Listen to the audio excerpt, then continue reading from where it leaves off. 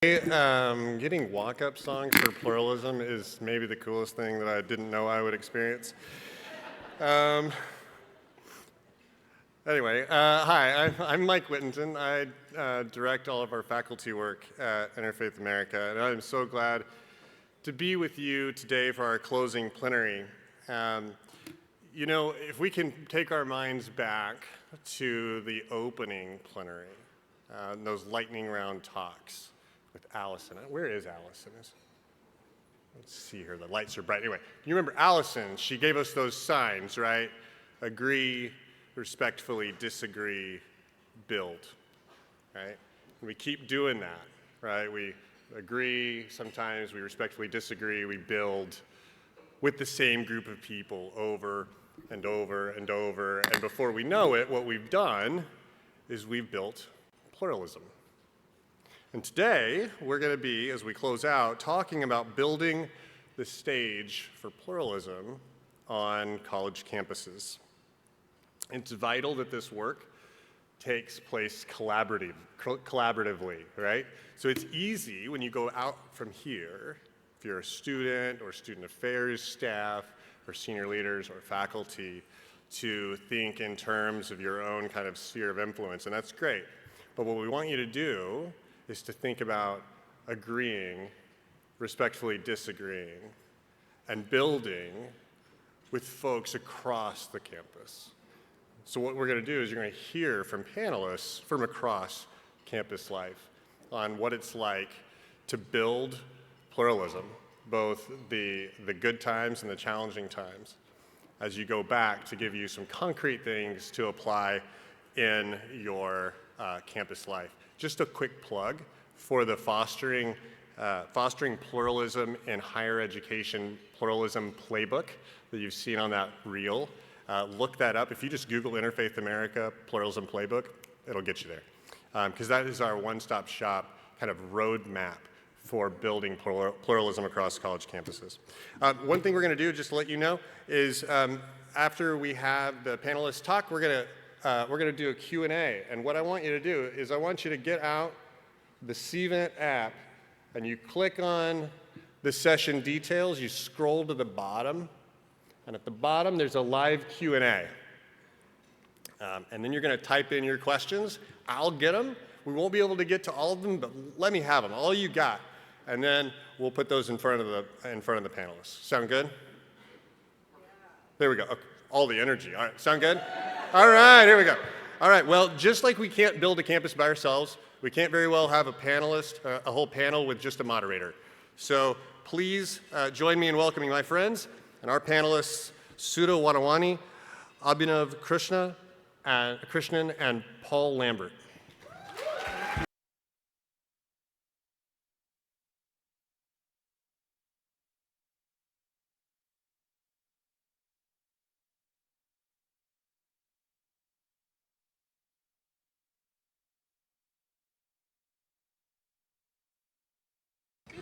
That's great. Welcome, y'all. It's so good to be here with you. So let's just jump right in. Why don't we start by y'all telling them about your role on campus, your pluralism-focused projects. And we can just start with Sudha and just go on down. Hello, everyone. It's so good to be here with all of you and share some of the work that we're doing. I'm going to do my best to not swivel like this morning.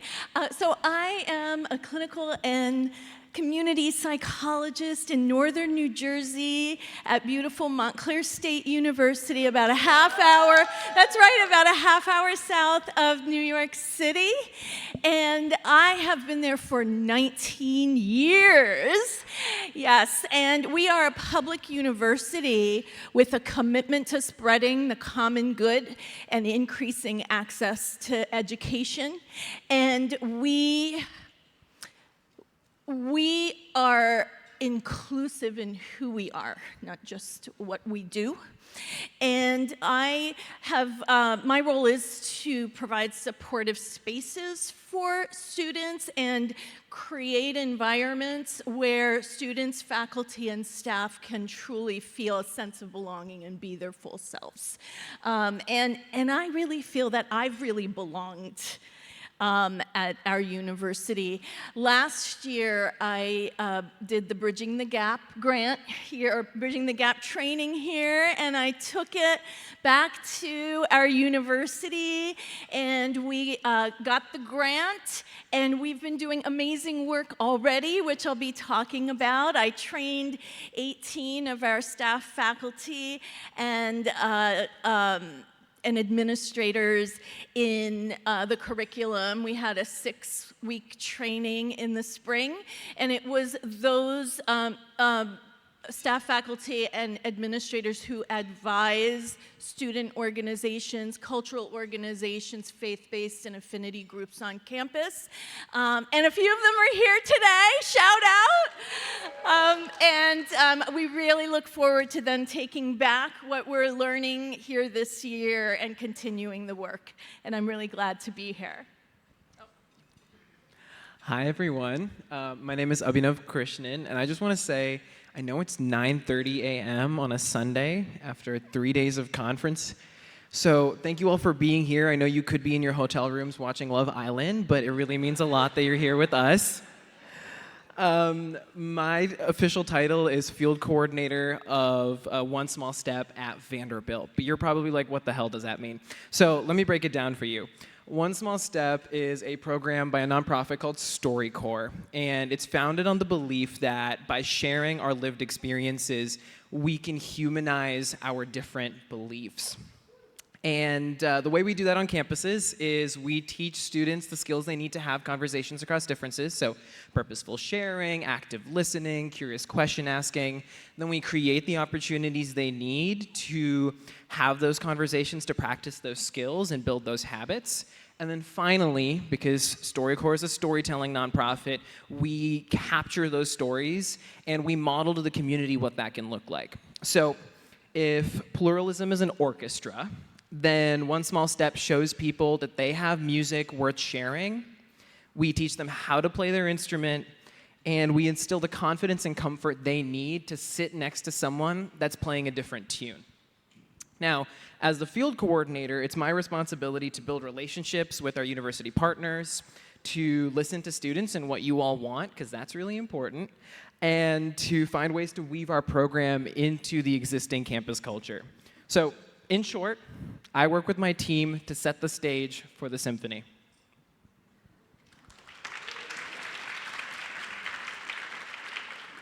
Nice tie-in to the theme. I like the symphony's great. Good morning, everybody. My name's Paul Lambert. So I'm coming to you from BYU, and I'm what we call the Religion and Human Flourishing Initiative Director there at the Wheatley Institute at BYU. What that means, so we do a lot of research on why religion matters. Academic research and a lot of public scholarship on understanding what role religion plays in flourishing societies, from its role in democracy, to its role in mental health, to education, to economics, which happens to be my particular area, its role in economics and business. And so we do a lot of that kind of public facing. But then at BYU, we have a lot of internal facing or student facing programs. And that's, I think, what we'll be talking about mostly here from. And that's where we try and empower students to build pluralism. So we have a real focus at BYU on pluralism and peacemaking. But the most exciting part of my job is when we get to empower students in their efforts, in the way that they see that, and the way that they want to build it. And we try and just give them the resources, sometimes help them with lessons learned, but really that it's theirs to try and build it in the way that they see appropriate in their context. Thank you. All right, so let's get a little deeper.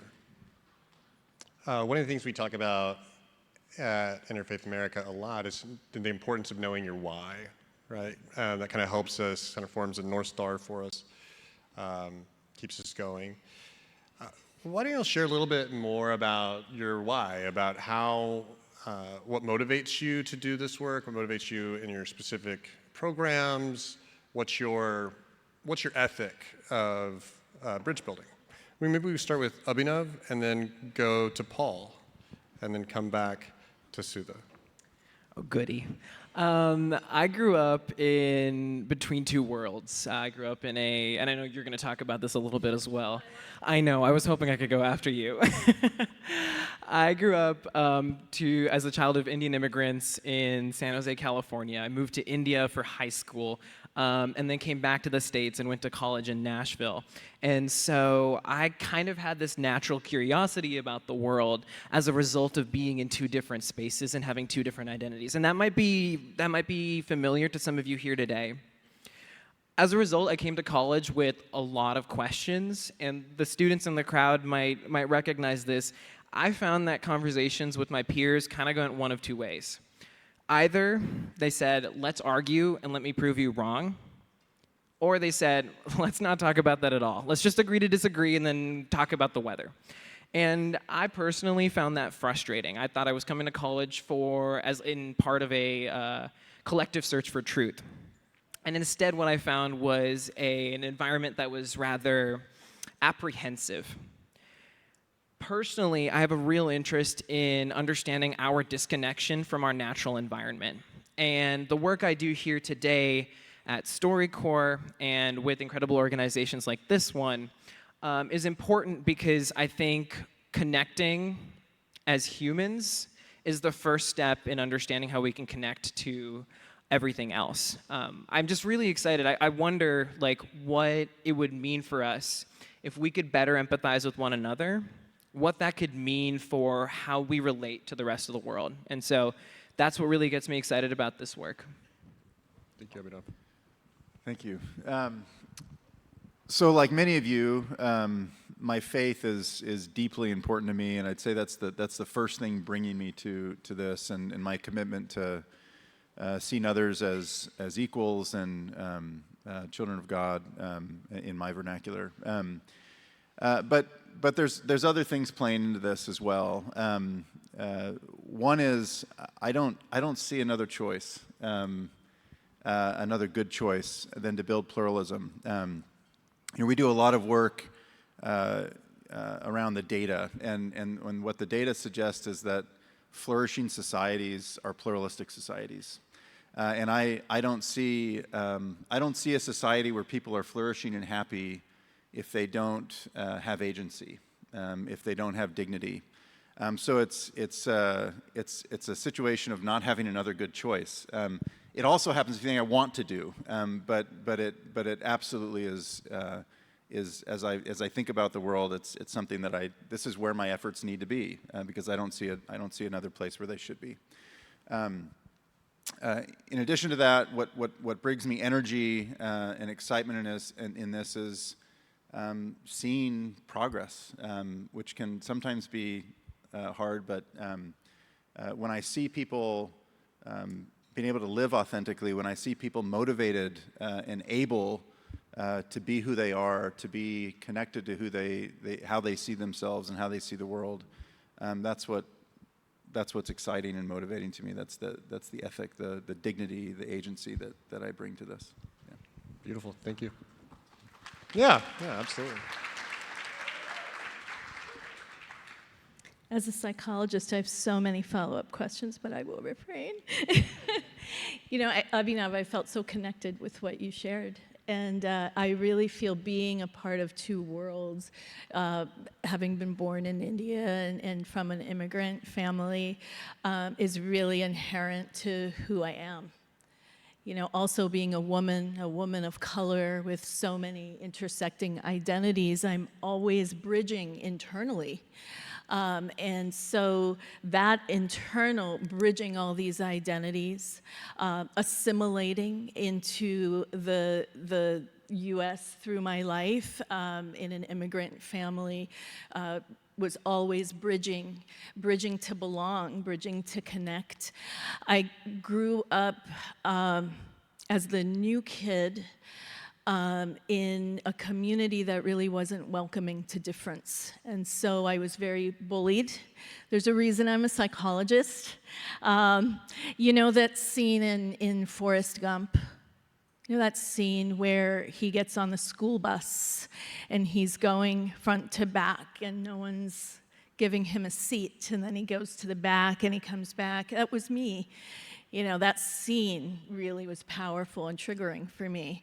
And so I would go and no one would let me have a seat. I'd come back and then one person would give me that seat. And I think what has called me to pluralism is it is inherent in my core. To provide empathy, to connect and create opportunities for connection and belonging for people. And that's what draws me to this work. Thank you.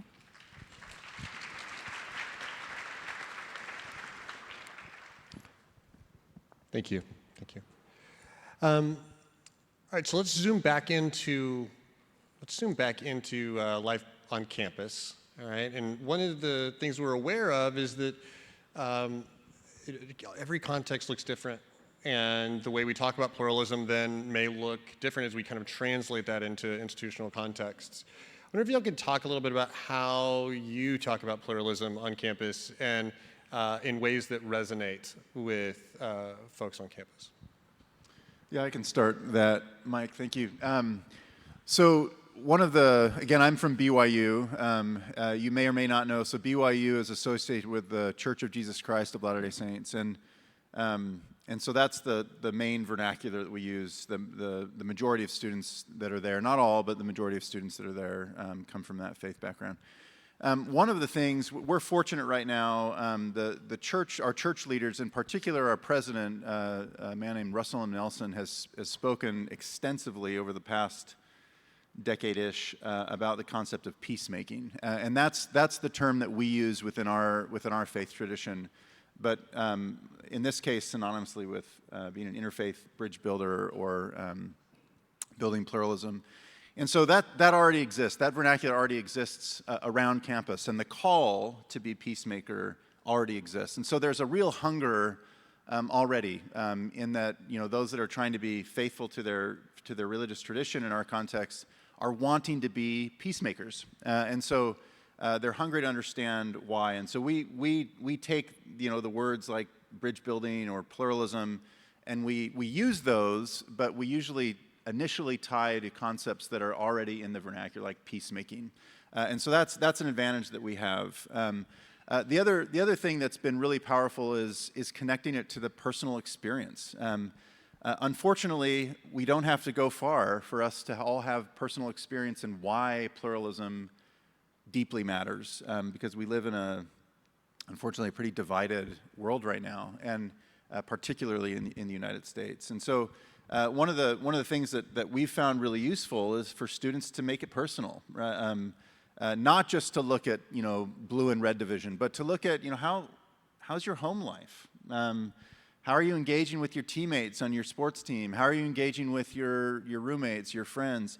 And when they can identify the gaps, which again is pretty easy for us to do, that's a real strength in then making this personal. And then the last point I'll make is it's also really, really helpful for them to recognize the data side of this, to see why this matters. I mean, they know it intuitively. We know it intuitively. It feels right because it is right. It's nice to buttress that with data and to say, hey, look what happens when we have pluralism. Look what happens to civic engagement. Look what happens to mental health. Look what happens to economic opportunity. And those kind of things really, in my experience, really speak to students in a way that helps them want to do more of this.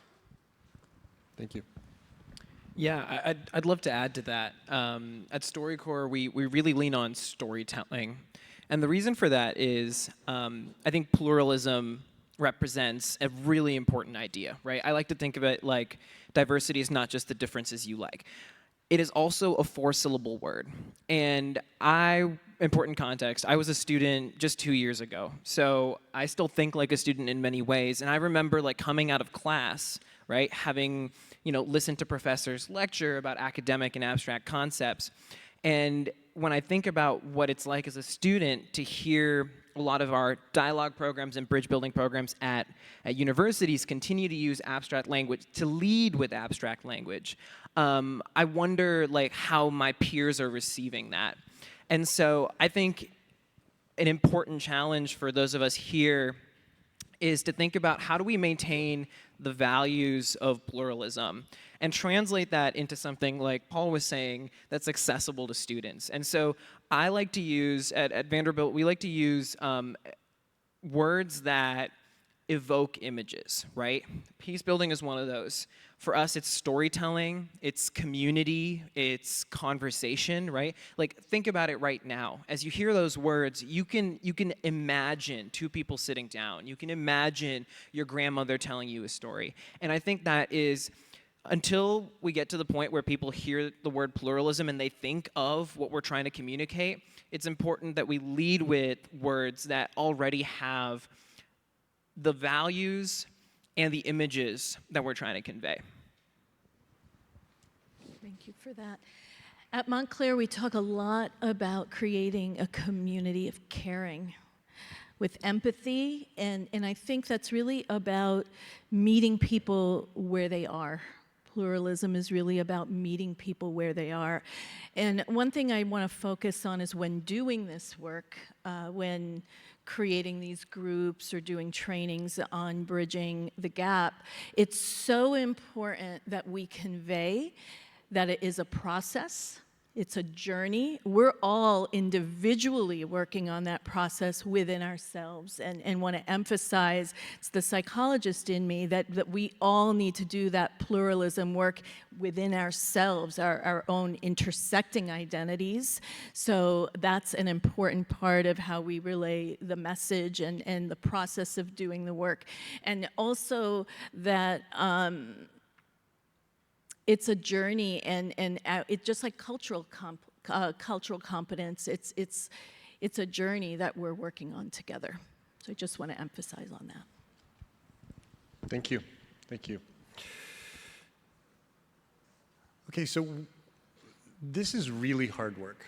I wonder if you could talk about some of the challenges that you've faced, and how, where you have found support as you navigate those. It may be that you've navigated your way on the other side of the challenge, and those of us who've been doing this work long enough know sometimes that's not how that works, and that's okay too. So okay for this to be messy. Yeah, I can take this one. In the bridge building space, we hear from university staff and faculty, we hear pretty often that students are too busy. And what we see at Vanderbilt is that the most involved students in our dialogue programs, in our bridge building programs, are actually the students that are like student leaders in 3 different organizations. They're the triple majors, right? They're working 2 jobs. And so, and this might be some of you out here, right here, and so the question in my mind is like, why are the busiest students the most involved?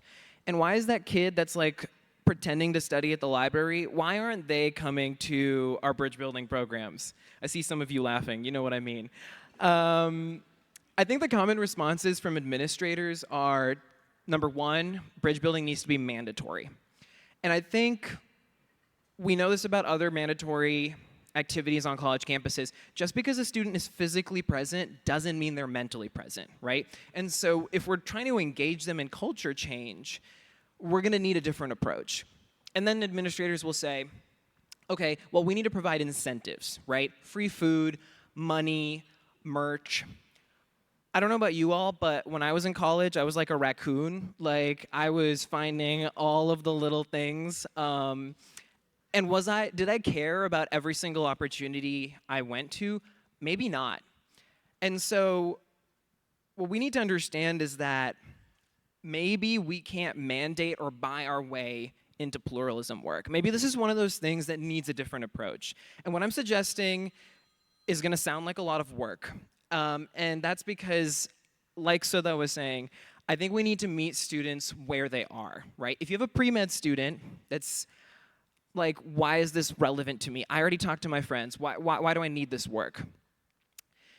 Articulating to them that they are going to serve patients of different faith backgrounds and that is going to be relevant to their professional trajectory is one way that we can make this work relevant to students where they are, right? Think about, like, at Vanderbilt, we think about students in Greek life, right? Fraternities and sororities spend a lot of time forming brotherhood and sisterhood, right? Meeting students where they are is not creating a dialogue space and saying, you need to come to our space. It's going to their space and saying, you want to create brotherhood and sisterhood where, well, a brotherhood is a plurality of people, and it comes with a lot of different perspectives. Let's come together.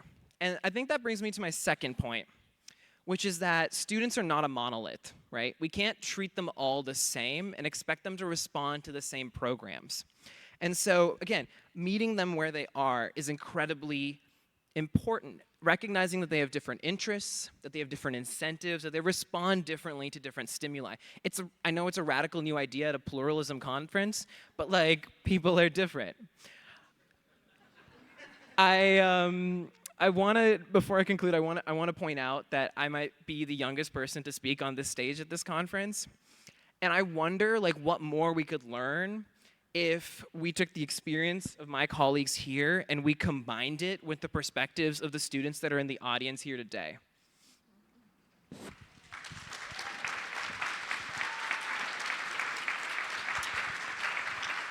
So let me just say, absolutely, and how grateful I am for Abhinav and so many Abhinavs out here, and I'm looking to my own group of students that are from BYU.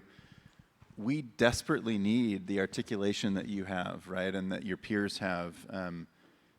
So don't be bashful. Come speak to us. We need to do this together. So thank you for that call, and I add my voice to it as well.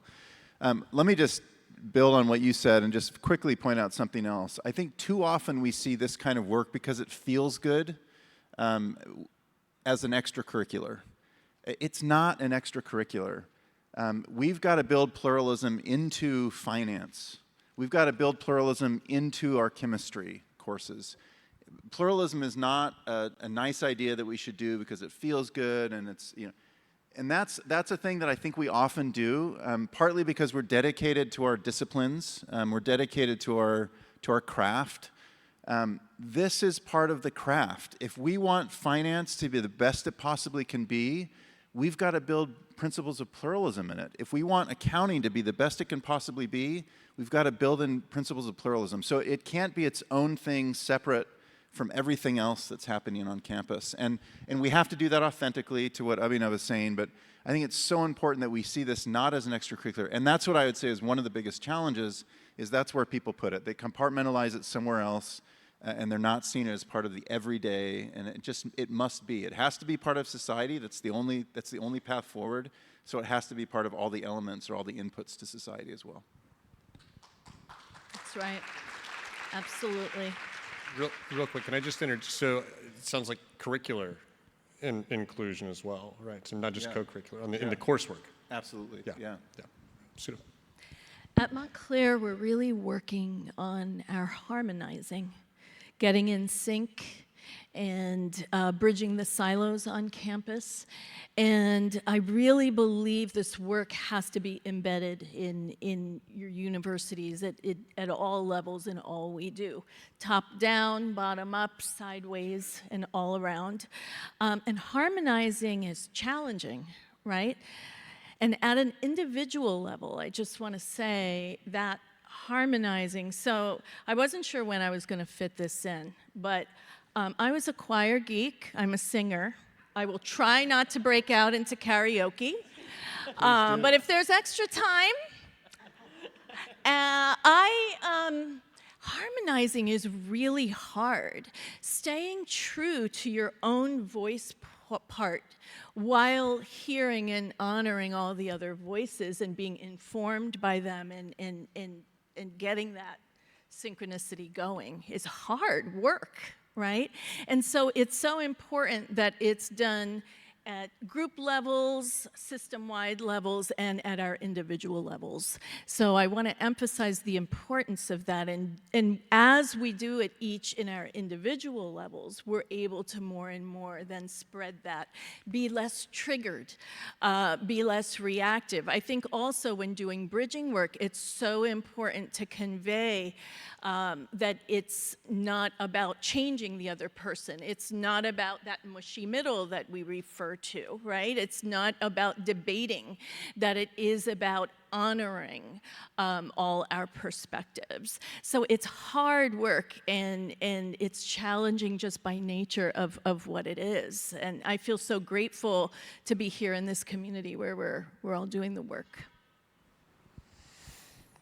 Thank you. What's giving y'all hope? Oh, and by the way, this is our last formal question, and then we're going to turn it over to y'all. So we've got a lot of questions already. I'm not checking out Facebook on my phone over here. I'm looking at your questions. Yeah. Keep them coming. What's giving you hope? Well, I will say, Abhinav, you're giving me hope. Yeah. Can I ask the students, undergrad and graduate in the room, can you raise your hands for us? I'm not going to make you stand up because it's early. You all are giving me hope. Yeah.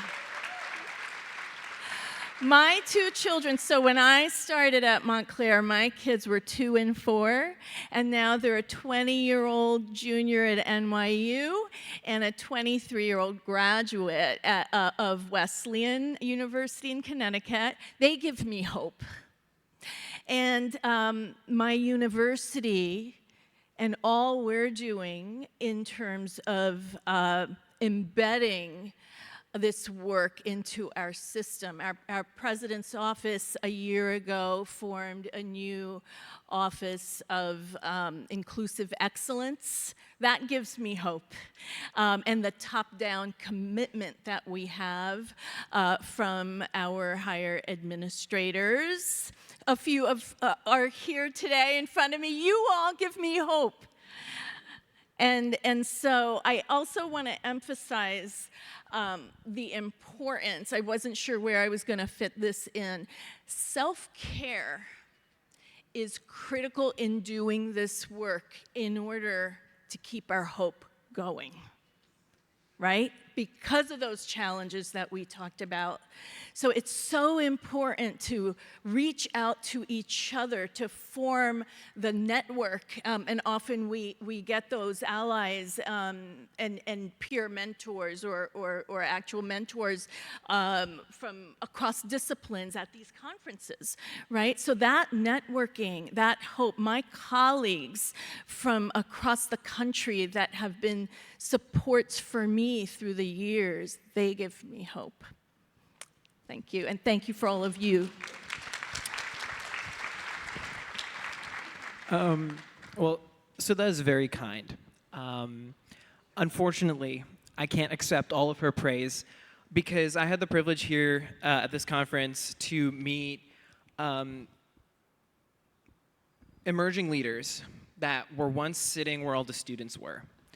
And these people have been coming for 10 years. There are many of you who have been coming for that long. And I think it's great when someone can get on stage and or say some nice things and connect with the audience. I think it's much more important when people continue to show up, right? There are people here who are moving in silence, right? You might not hear them speak. You might not see their name in a brochure, but they're making massive impact, and they are motivating individuals and institutions to do this important work. And so I'd like to receive the gift you gave me and extend it to the people that are here today. Like, there's some individuals I have in mind, and there are all of you I haven't met, and I think that, oh God, I sound so cliche. That gives me hope.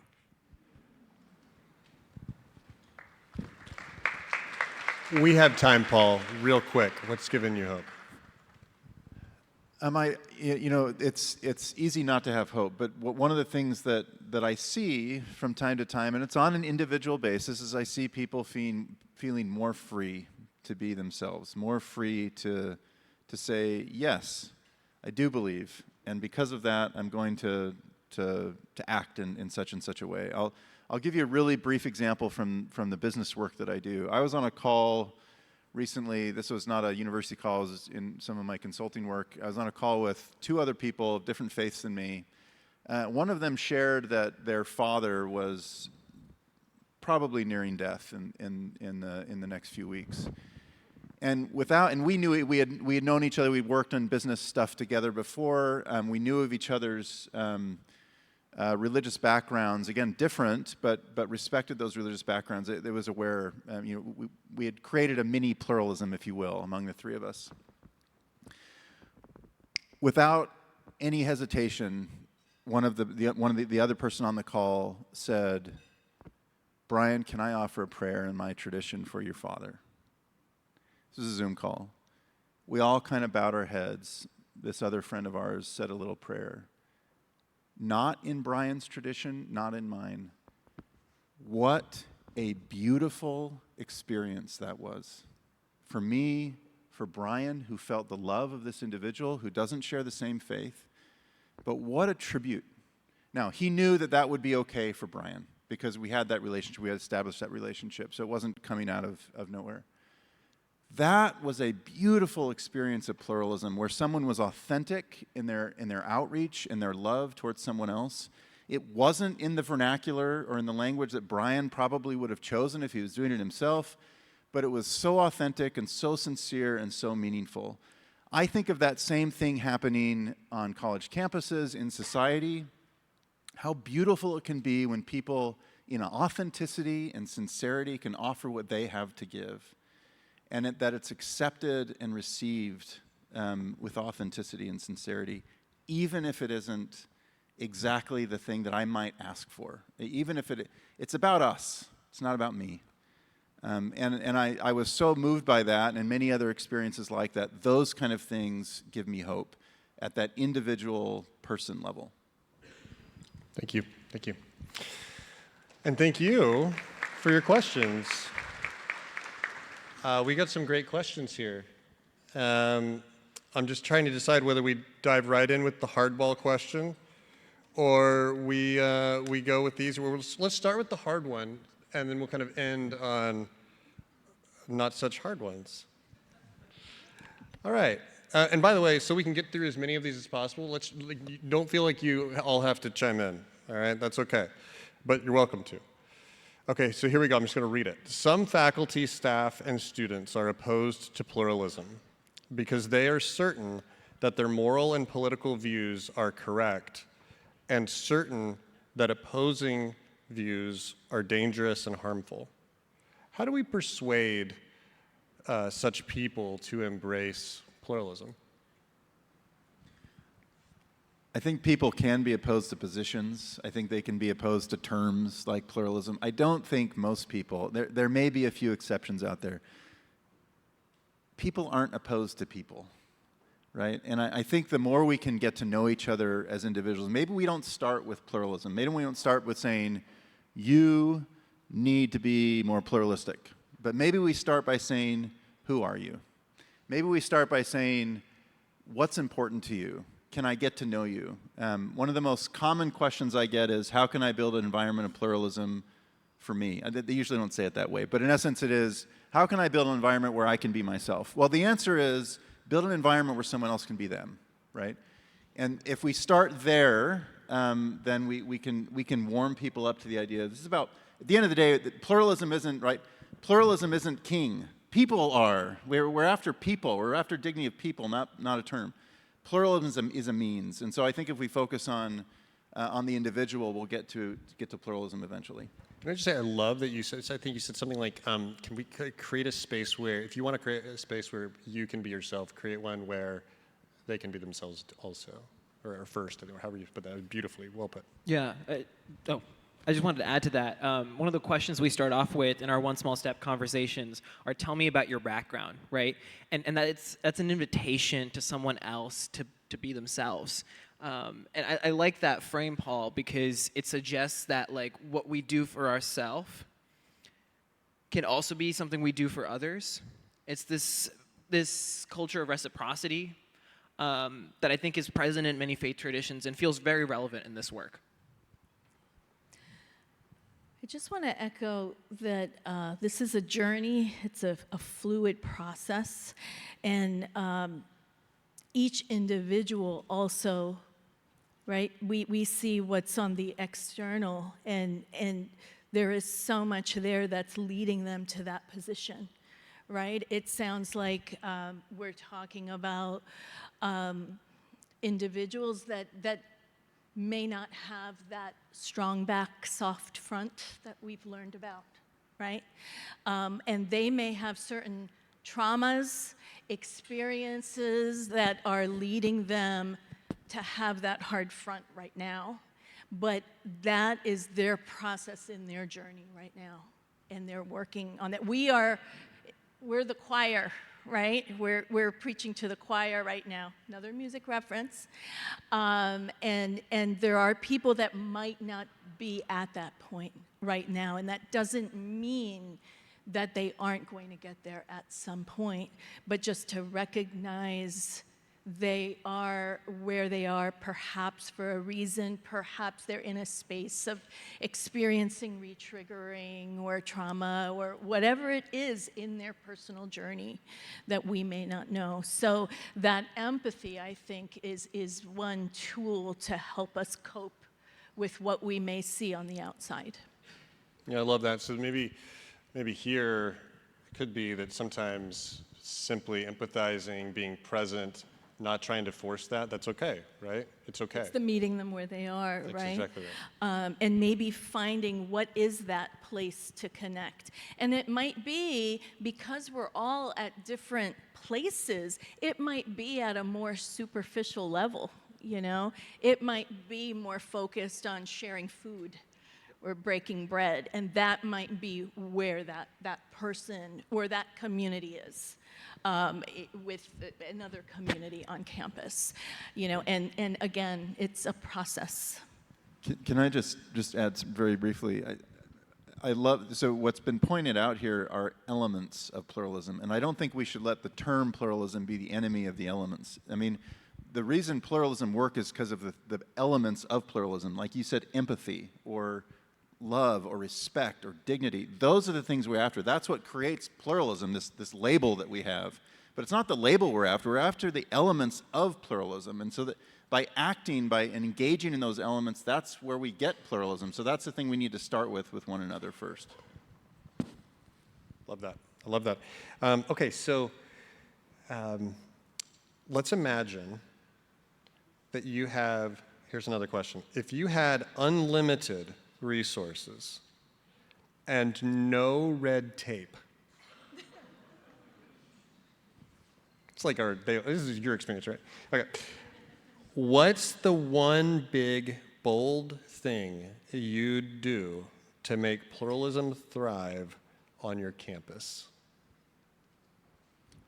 I want to address the premise here, because, and I'm sure somewhere here we'll have an actual answer to the question. What that suggests, though, is that there is not a different perspective. Say more. Yeah, Bridge building. Say more. For there to be no red tape and an unlimited budget suggests that there isn't a plurality of different ways to use our resources, that there aren't other issues to tackle. And so I think of this from a creative's perspective.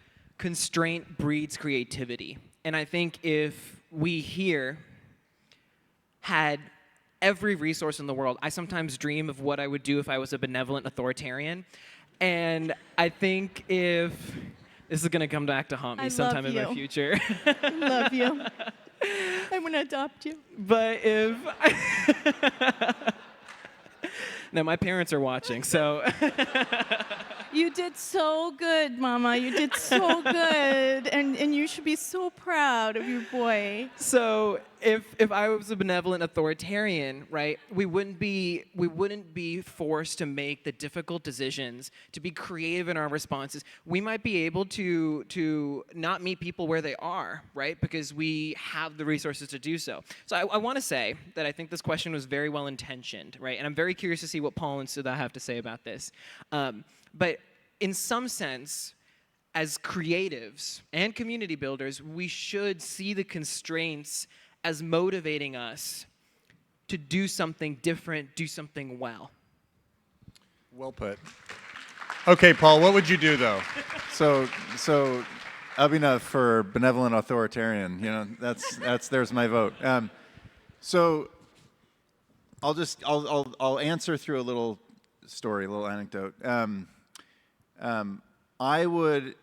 One of the things I would do is I would invest in as many, and we're talking about higher education, I would invest in as many student-led pluralism initiatives as I could.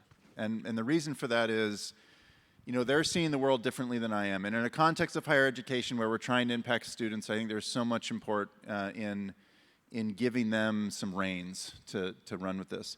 Last year, we had 2 students that kind of created what they called a peacemaker initiative or peacemaking project.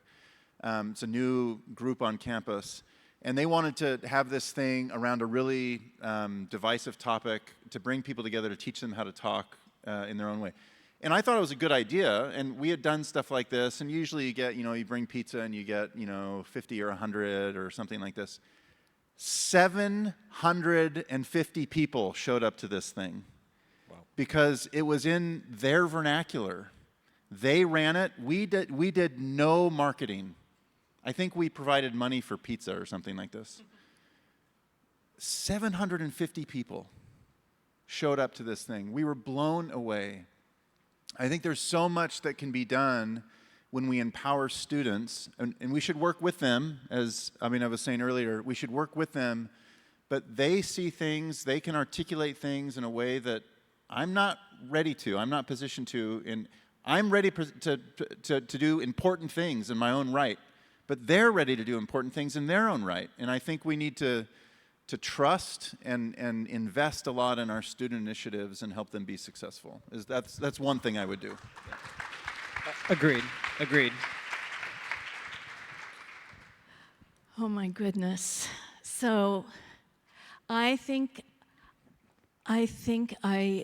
unlimited, you had me at unlimited resources and I would build a multi-faith center at our university and empower students and our faculty and staff to build this together. I would increase our Office for Inclusive Excellence and all of the centers across campus that can be part of this work so that we can really embed it in all we do, curricular and co-curricular across campus. And also, since I'm a psychologist in the counseling and psychological services, I definitely would expand the resources for mental health and wellness, because I think that is at the deepest level. I think if we are all at our best and well and balanced, we can then, back to that soft front, we can then be able to empathize with others and connect and meet others where they are when we are truly at our core, at our best. Yeah, please. Yeah.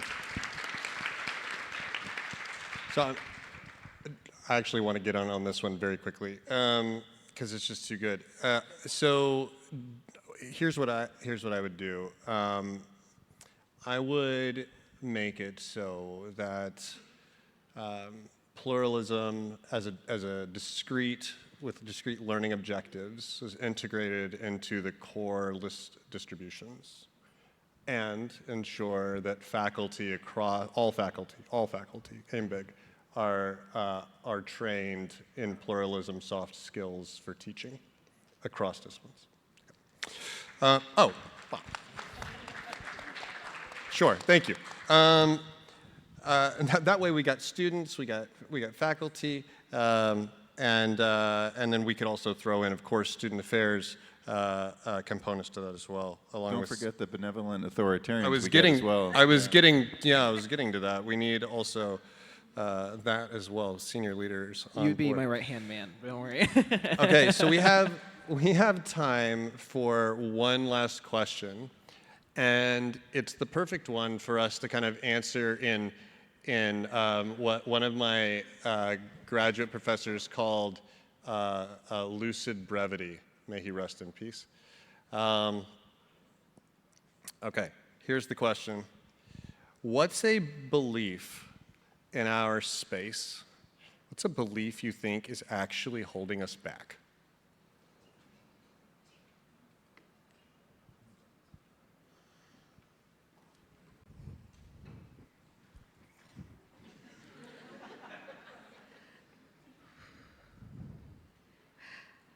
I think at an individual level, when you're experiencing your own pain and trauma, it's really hard to bridge. It's hard to hear, to listen, to understand that other perspective.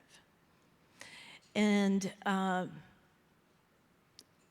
so I think that can hold us back also because, it's back to what I talked about earlier about harmonizing being so hard, right? Because I think it all goes back, if we really want to get into a maybe later, another discussion, it's all about cognitive dissonance theory. It's like when you hold true to what you believe, you have to believe your choices and your beliefs are the ones that are correct, are the right ones. And so it's really hard to open that mindset and believe that there are other ways of viewing the world. And so I think that holds people back. We're, again, at a different place here in this room. We're here. But I think that is what holds back pluralism in our other settings. The belief that everyone gets it. I think the failure of many a movement has been assuming that, we can rest in our moral righteousness. And I know as a bridge builder, it's tempting for me to believe that, the way I think about the world, i.e. pluralism, the fact that I believe everyone should be able to tolerate, accept, respect, relate to people with different perspectives, it's tempting for me to believe that that is a belief that everyone shares. And I think the questions earlier today addressed that. And so we need to remember that everyone's on a different part of their journey, and some people may never get to the point that we are here today. Let's not assume that they get it. Let's meet them where they are. That's been said many a time before, and I think it's worth saying again. I think a belief or a perspective that holds us back is a lack of humility. I think I'm saying this slightly differently than the others, but it was certainly there. Assuming we think we know the outcome of engaging with that person, or assuming we know that person. I suffer from this too. Many of you I don't know. I see you and I'm going to make judgments. I'm a human being. I think I know what our conversation is going to be like, and I don't. I think we need humility and to recognize each other, and I'm going to use my vernacular, so translate it to yours, to see each other as equal human beings with dignity, children of God that have immeasurable and eternal purpose and dignity and worth. And I think if we can bring that kind of humility to each conversation, I think there's hope for this. That lack of humility, though, is going to hold us back.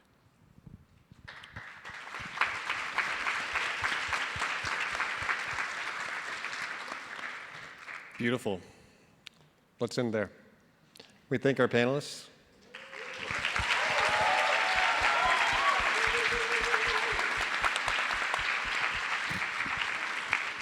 hope this has been helpful to kind of get your creative juices, continue to help your creative juices flow as you get ready to go back to your respective campuses. Don't get up yet because it's not over. I'm done. We're done. But Joey and Noah are going to come up with some final words.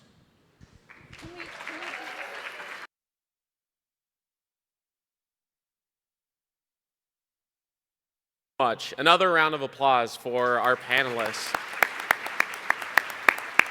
And most important, can we give ourselves a round of applause for being here and staying all weekend? I know that this is the closing plenary, but we're not quite at the finish line. You do have one more training session left. And so we just want to take this opportunity to thank you for showing up. Thank you for the courage to lean in to discomfort. Thank you for the courage to just be present in your rooms and the conversations and the laughter. I've heard a lot of laughter, and that makes me happy. So thank you, and we just look forward to staying in touch with you. And I invite Noah to come up and give some final words.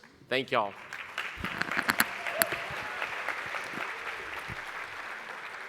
Gotta lower this bad boy. My name's Noah. I'm the manager of student experience here at Interfaith America. And Joey and I are just one part of the big team that had made this weekend possible. So I want you all to help me make as much noise as you can to help thank, first of all, our Interfaith America staff, if you all could stand up.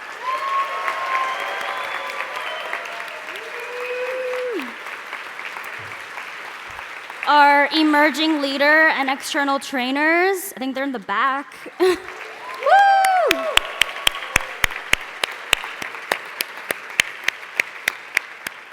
The Marriott staff who have been serving and helping us this entire weekend.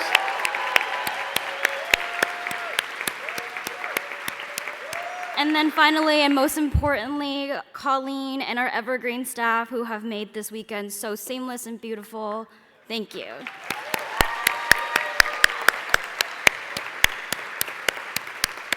All right, we have one final training sessions back in your room, and then it's time for goodbyes. Our grab-and-go lunches are gonna be actually in the 5th floor in the Chicago ballroom instead of here. And we will see you all next year here in Chicago at the Sheraton Hotel, August 7th through 9th.